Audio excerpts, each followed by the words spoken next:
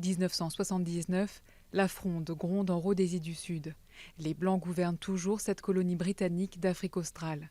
Mais un an plus tard, en 1980, l'indépendance est proclamée. C'est la naissance du Zimbabwe avec à sa tête Robert Mugabe.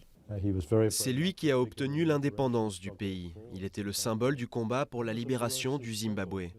C'était un combat armé féroce et difficile, soutenu par beaucoup d'États à travers le monde.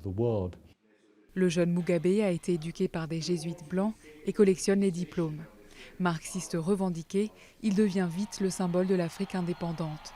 L'Occident le soutient, lui qui a pourtant mené la guérilla contre le régime britannique et qui a passé 10 ans derrière les barreaux pour subversion. Quand il arrive au pouvoir, Mugabe est encore plein d'idéaux révolutionnaires. Ses priorités, le développement de la démocratie, de l'éducation et du système de santé. Pendant ses premières années au pouvoir, Mugabe était un très bon leader. Il y a eu des catastrophes majeures, particulièrement dans l'ouest du pays, où de nombreuses personnes considérées comme dissidentes ont été tuées. Mais pendant les 10, peut-être 15 premières années, Mugabe a très bien dirigé le pays. Plus de 30 ans après, les choses ont bien changé. Accusé d'atteintes massives aux droits de l'homme, à la liberté d'opinion et à la liberté de la presse, Mugabe est rejeté par la communauté internationale. Dans les années 2000, il met en place une réforme agraire et chasse les fermiers blancs. L'économie s'effondre, inflation, coupure de courant et manque de nourriture, le pays sombre dans le chaos. Mais Mugabe a toujours gardé une base très solide de partisans. Il plaît à la génération de l'indépendance et aux gens qui estiment que leur vie s'est améliorée sous son régime et qu'il a beaucoup fait en termes de redistribution des terres après 2000.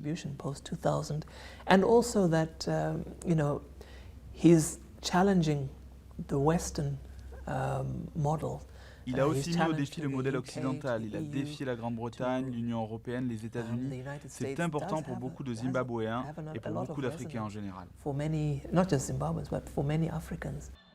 Les assassinats d'opposants se sont multipliés, ainsi que les fraudes électorales.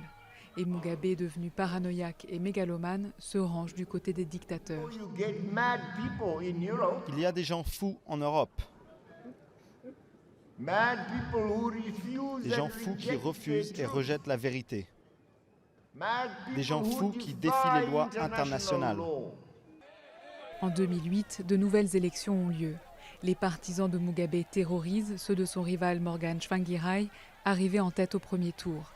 Tsvangirai se retire pour éviter l'escalade de la violence. La communauté internationale contraint alors Mugabe, réélu, à nommer Tsvangirai Premier ministre pour former un gouvernement d'union nationale.